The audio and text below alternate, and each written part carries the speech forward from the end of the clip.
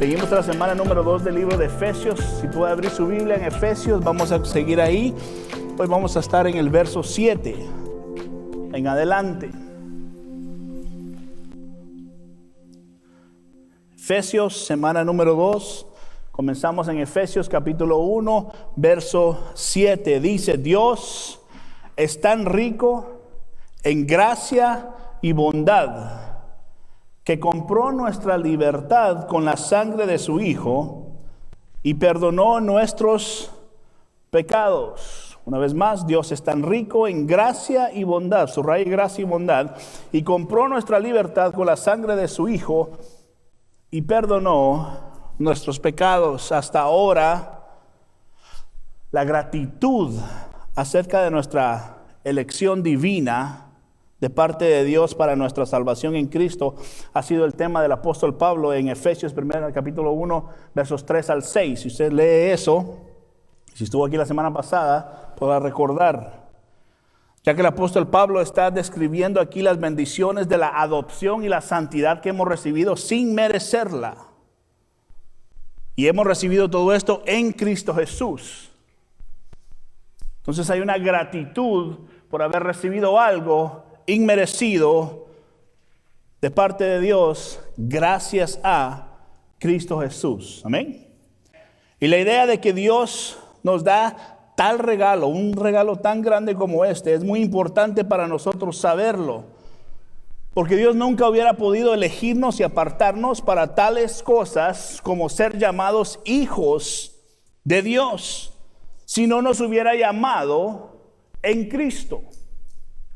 Él nunca hubiera podido separarnos para salvación sin la determinación de que Él nos iba a unir con Cristo a través del Espíritu Santo y a través de la fe puesta en Jesús, el único que salva.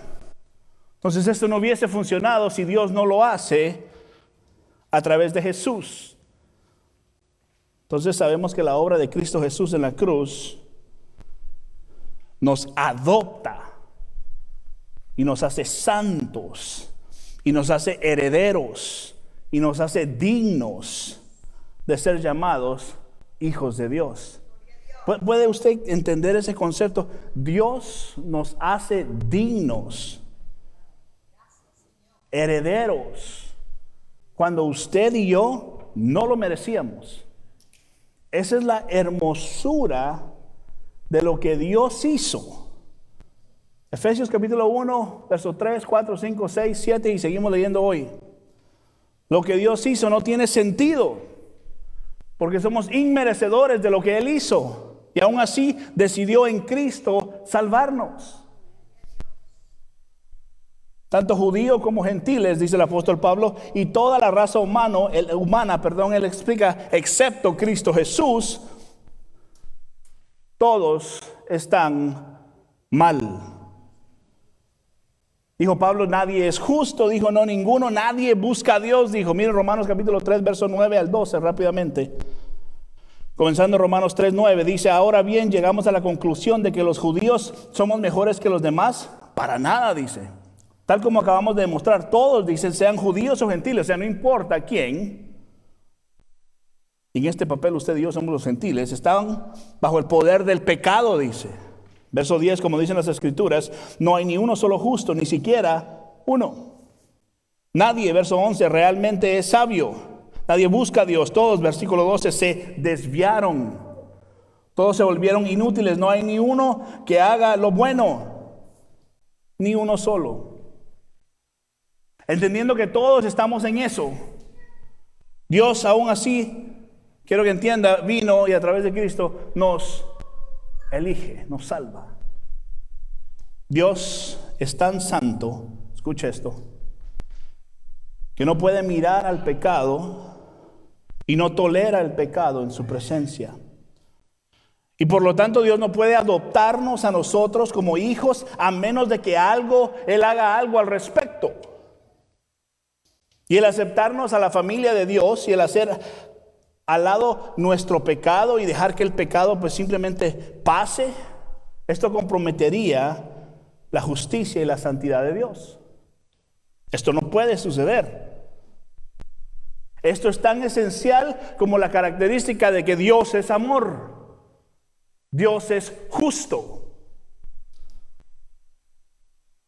Dios, a través de Cristo, nos ha apartado, nos ha elegido. Efesios capítulo 1, verso 7, Dios es tan rico en gracia y bondad, que compró nuestra libertad con la sangre de su Hijo y perdonó nuestros pecados. Sacrificio. Había necesidad de sacrificio. El sacrificio de Cristo es necesario para poder tener comunión con el Padre. Sin lo que hizo Jesús, nosotros no podemos tener una relación honesta y directa con el Padre. Dios, escuche esto, exige que haya un sacrificio para aquellos que serán salvos. En nuestro pecado deberíamos de morir, pero Jesús es el sustituto. En nuestras maldades deberíamos de morir, pero Jesús murió por nosotros. Escuche esto, Dios no compromete su justicia. Dios decidió poner nuestros pecados sobre los hombros de Cristo Jesús en la cruz del Calvario, para que así su ira fuera satisfecha. Y el resultado de esto fue ¿qué? La vida eterna. El regalo de la vida eterna que Dios nos dio para que pudiéramos ser irreprensibles ante Él. Nadie nos puede juzgar más que Dios. 2 Corintios capítulo 5, verso 21. 2 Corintios 5, 21 dice, pues Dios, ¿quién? Dios hizo que Cristo, quien nunca pecó, fuera la ofrenda por nuestro pecado. Una vez más, pues Dios hizo que Cristo, quien nunca pecó, fuera la ofrenda por nuestro pecado. ¿Puede tomar un segundo y pensar en sus pecados? ¿Ya? Jesús fue juzgado sobre esos pecados. Piense cuántas veces pecamos al día.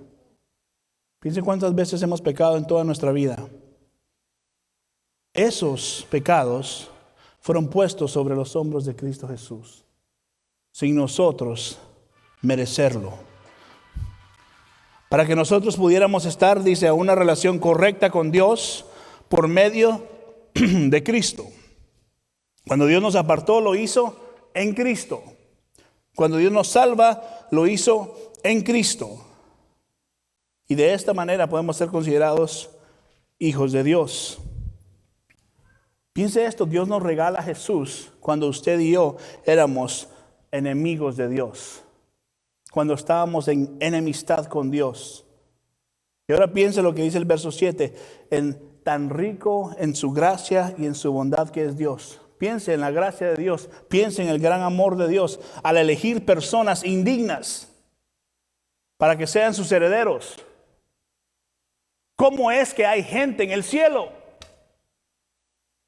Esa es la pregunta. ¿Cómo es que hay gente en el cielo? Porque Dios es bueno.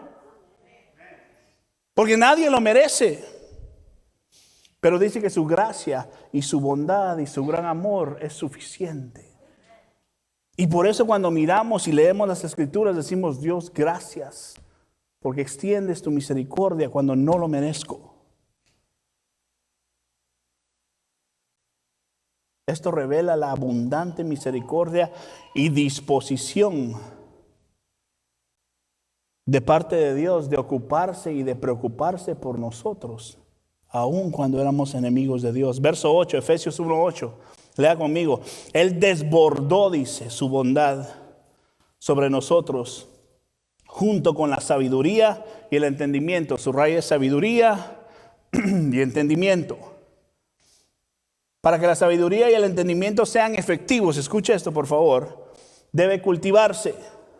Y cultivamos lo que Dios nos ha dado a través de Cristo Jesús de esta manera. En oración, en el estudio de su palabra, en el compañerismo, lo que estamos haciendo ahorita, y por medios de la gracia de Dios, a través de los buenos frutos y acciones que hacemos. Pero la oración, el estudio de la palabra de Dios, el constante compañerismo, es lo que nos da a nosotros la manera de cultivar la sabiduría y el entendimiento que de parte de Dios hemos recibido gracias a Cristo Jesús. Leamos Colosenses capítulo 1, verso 9 en adelante. Dice el verso 9, así que desde que supimos que ustedes supimos de ustedes, dice, no dejamos de tenerlos presentes en nuestras oraciones. Le pedimos a Dios que les dé pleno conocimiento, subraya ahí, conocimiento de su voluntad. ¿Cuántos quieren conocer la voluntad de Dios? A ver, déjenme preguntarlo de esta manera, ¿cuántos no quieren conocer la voluntad de Dios? Obvio, todos queremos conocer la voluntad de Dios. Y déjenme decirlo, Dios ha hecho su voluntad disponible a nosotros. No es un secreto, no estamos escondiendo nada. Dios no ha escondido nada de nosotros. Dios dice, esta es mi voluntad. Miren lo que dice. Dios que les dio el pleno conocimiento de su voluntad y que les concede sabiduría y compasión espiritual, dice. Entonces la forma, verso 10, en que vivan siempre honrará y agradará al Señor, y sus vidas producirán toda clase de buenos frutos. Esa es la meta del cristiano. Vivir una vida mientras estamos en la tierra que dé frutos de arrepentimiento, que glorifican a Dios en la manera en que vivimos. ¿O no? Esa es la mejor manera de... O sea, si hay otra intención en el ser cristiano, estamos fuera de la voluntad de Dios. Porque la vida del cristiano se trata de morir a sí mismo a diario y honrar a Dios con la manera en que vivimos. ¿Amén? No hay nada más, nada menos. Su mente se está transformando a ser la mente de Cristo. Su hablar se está transformando a hablar las cosas de Dios. Lo que usted pone en su mente, en su corazón, son cosas de Dios. Y está en el proceso de la santificación, que es lo que Dios está diciendo. He dado a pleno conocimiento mi voluntad, dice.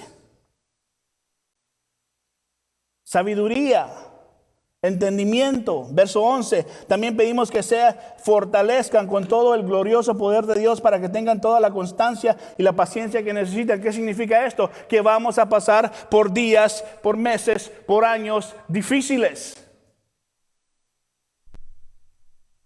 Miren lo que está diciendo. Cuando vivimos con sabiduría, con entendimiento, Dios nos va a fortalecer. ¿Está claro? ¿Cómo vivimos en entendimiento y en sabiduría? Orando, leyendo la palabra, conviviendo, ¿me? Y haciendo acciones de gracia que honran a Dios. Y dice que cuando hacemos esto, Él nos da constancia, o sea, perseveramos. Usted trabaja hacia la santidad. Esto no es de altas, de emociones altas y de momentos bajos. No. Eso es del que persevera. Del que persevera. Hasta un día ver el rostro de Cristo Jesús cara a cara. Esa es de la constancia del creyente. Y luego dice que nos da paciencia. ¿Cómo que no ore por paciencia? Claro que sí, dame paciencia, Dios. Paciencia de Dios. Constancia de Dios. Entendimiento de Dios. Sabiduría de Dios. Miren lo que dice. Mientras tanto, verso 10, regresa al verso 10 para arriba. La segunda parte del 10, irán creciendo a medida que dice, de que aprendan a conocer a Dios, ¿qué dice? Más y más. Otra traducción dice, mejor y mejor.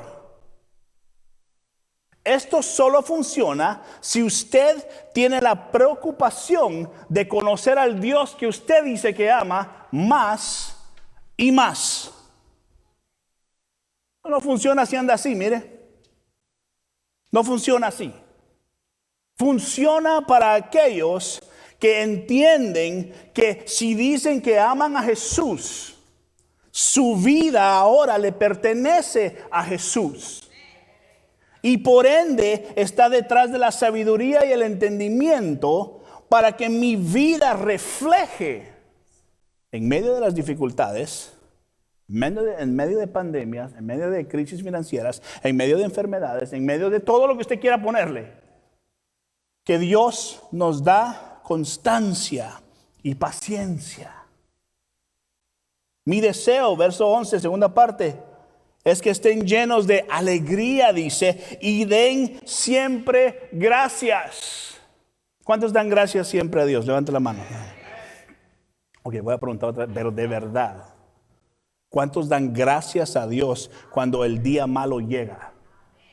Gracias por lo que está pasando, Dios. No importa lo que esté pasando, tú eres soberano y tienes control. Aun cuando esto me duele, aun cuando no entiendo lo que está pasando, tú eres Dios soberano sobre todas las cosas. Y yo me aferro a lo que tú dices. ¿Qué cuando no miramos el milagro?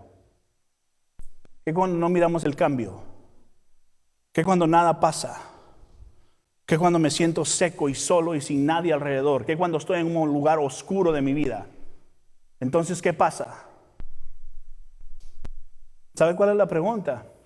La pregunta es esta: ¿es la palabra de Dios suficiente para su vida? Mire, no deje impresionarse por aquellos que dicen yo amo a Dios. No deje que no se impresione de aquellos que dicen yo conozco la palabra de Dios. No, es la palabra de Dios suficiente, que aun cuando usted no ve el milagro, que aun cuando usted no ve que Dios está moviéndose en su vida en ese momento, usted dice yo sé lo que Dios ha dicho. Yo sé quién Él es, porque conozco su carácter, porque conozco quién Dios es. De aquí nadie me mueve. Dios sigue siendo Dios, me guste lo que esté pasando en mi vida o no me guste. El problema de muchos cristianos es que oran: Señor, quítame esto, Señor, dame esto, Señor, quítame esto, Señor, provee esto. Y cuando el milagro no viene, Dios no sirve. Esa persona no conoce a Dios. El que conoce a Dios permanece fiel. Se aferra de lo que Dios ha dicho y su palabra es suficiente.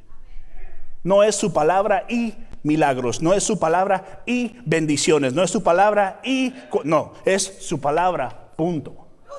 Eso es. Dios hará lo que Él quiere hacer, no lo que nosotros queremos hacer. Nuestras oraciones con Dios no pueden llevar condiciones detrás de ellas. Es imposible. Dios no es un genie en una botella, un genio en una botella para conceder nuestros deseos.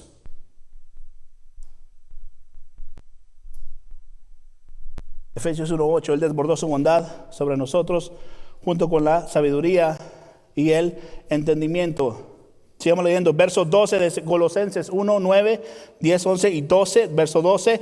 Y den, que dice siempre, gracias al Padre, Él los hizo aptos para que participen de la herencia que pertenece a su pueblo, el cual vive en la luz. Verso 13, no deje pasar ese, el cual vive en la luz. Su pueblo, el cual vive en la luz. Ustedes, pueblo de Dios, viva en la luz. ¿Quién es la luz? Cristo. Viva en Cristo. No podemos pasar eso. No lea solo algo porque dice, sí, sigamos al siguiente verso. No. El pueblo de Dios vive en la luz. El pueblo de Dios vive en Cristo. Fuera de Cristo nada sirve, nada funciona. Fuera de Cristo nuestras vidas es un cero a la izquierda. Con Cristo lo tenemos todo, sin Cristo no lo tenemos nada. Así es como esto funciona.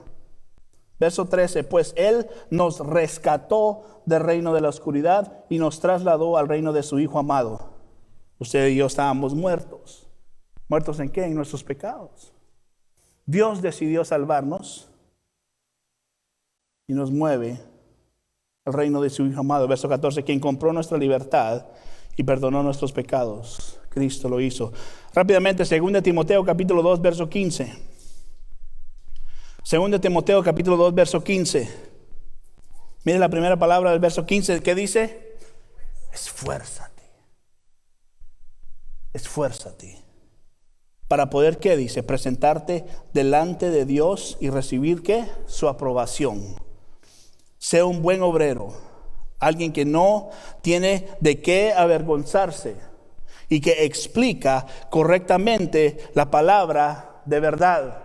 O sea, no se invente cuentos. ¿Qué es lo que la Biblia dice? Siento que Dios dice. No, nada que siento que Dios dice. ¿Qué dice Dios? Porque Él ya nos dijo en su palabra. Si alguien comienza y le dice, siento que Dios me... No, mejor me voy a poner a leer la Biblia. Porque por eso andan muchos confundidos allá afuera. Por asumir que Dios ha dicho cuando Dios ya habló. Todo lo que tenemos que hacer es abrir la palabra de Dios.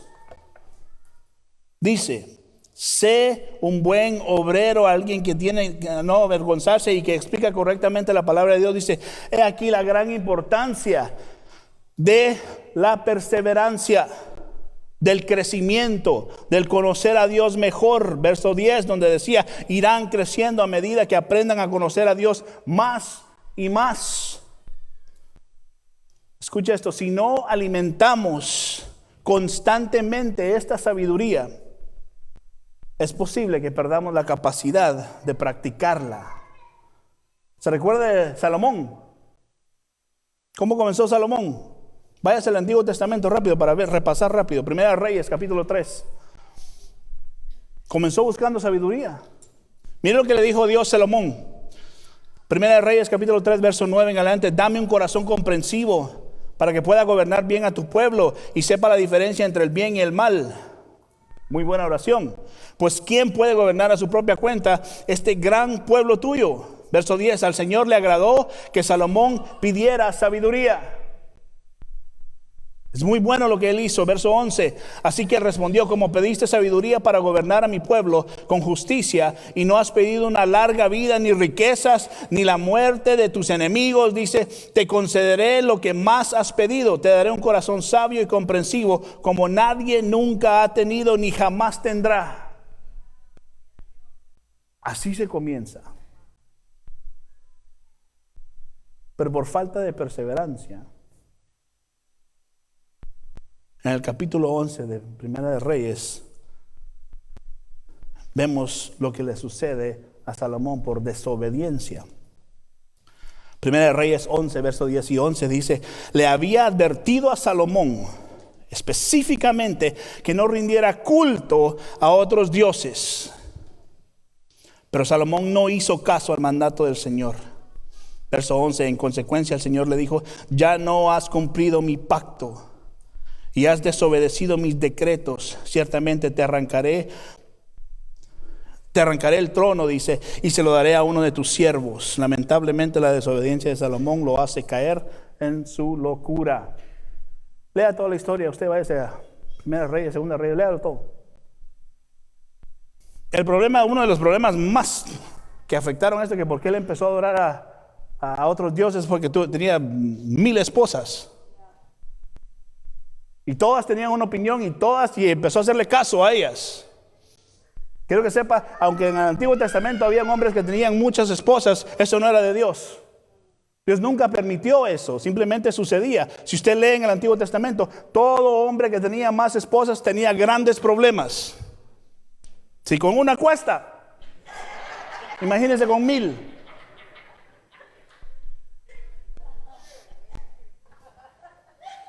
Hay un gran problema aquí. Dios nunca dijo, eso está bien en mis ojos. Al contrario, eso estaba mal. Pero sucedía. Ok, regresemos ahora. Hoy le voy a pedir perdón a mi esposa en la casa. La sabiduría y el entendimiento vienen de Dios. Amén. Y es algo hermoso recibir de parte de Dios la sabiduría y el entendimiento.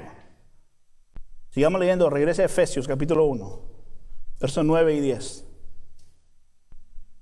Verso 9, ahora Dios dice, nos ha dado a conocer su misteriosa voluntad.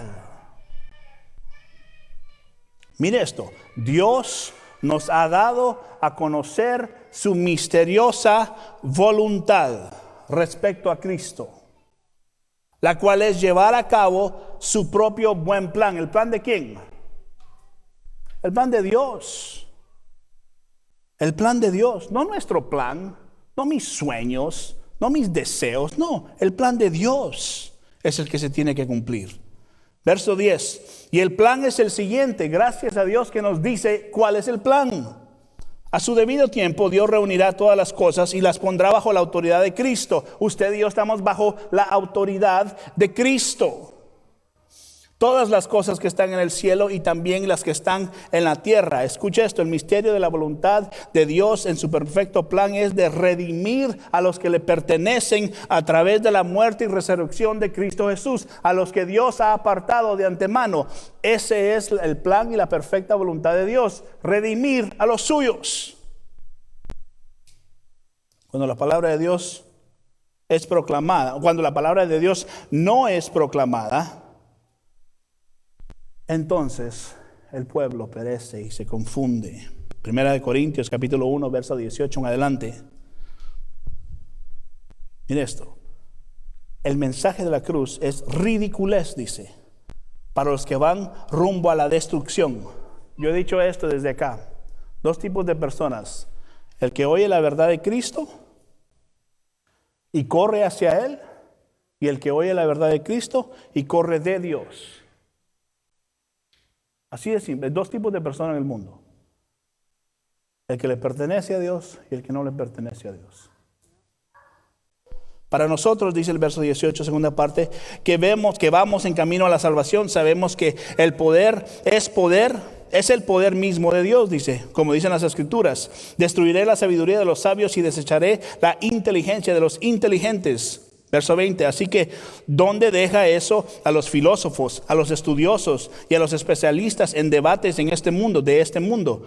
Dios ha hecho que la sabiduría de este mundo parezca una ridiculez, dice, verso 21, ya que Dios en su sabiduría se aseguró de que el mundo nunca lo conociera por medio de la sabiduría humana. Usó nuestra predicación ridícula, dice, para salvar a los que creen. Nadie que no cree no será salvo nunca. Verso 23. Entonces, cuando predicamos que Cristo fue crucificado, los judíos se ofenden y los gentiles dicen que son puras tonterías. Sin embargo, verso 24, para los que Dios, ¿qué dice? ¿Quién los llamó? Dios.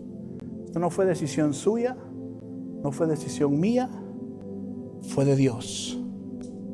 Para los que Dios llamó para salvación, tanto judíos como gentiles, esos somos nosotros. Cristo es el poder de Dios y la sabiduría de Dios. Verso 25, ese plan ridículo, dice, de Dios es más sabio que el más sabio de los planes humanos, y la debilidad de Dios es más fuerte que la mayor fuerza humana. Usted dirá, ¿cómo es que Dios es el que decide? ¿Por qué Dios no puede decidir? Si Dios es Dios. ¿Quién sabe mejor, Dios o usted y yo? Dios. Por eso cuando entendemos esto y se nos enciende la luz, el foco espiritual, y decimos, Dios mío, yo no merezco esto, pero aún así has puesto tu mirada sobre mí y me has sacado de la oscuridad de la muerte donde yo estaba y me has puesto en el reino de tu Hijo Cristo Jesús. ¿Qué más puedo decir que gracias por lo que has hecho cuando yo no lo merecía? Ese plan es mejor que el nuestro. Ese plan siempre ha sido perfecto.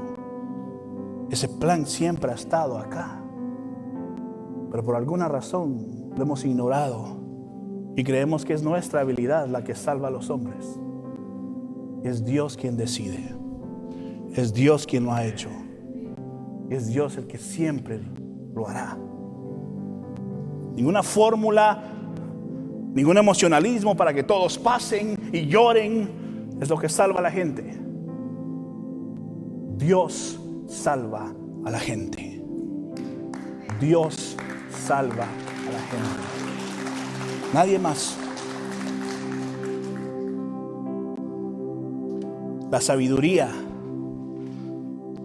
la capacidad de poner en práctica lo que sabemos parece estar escasa en estos días.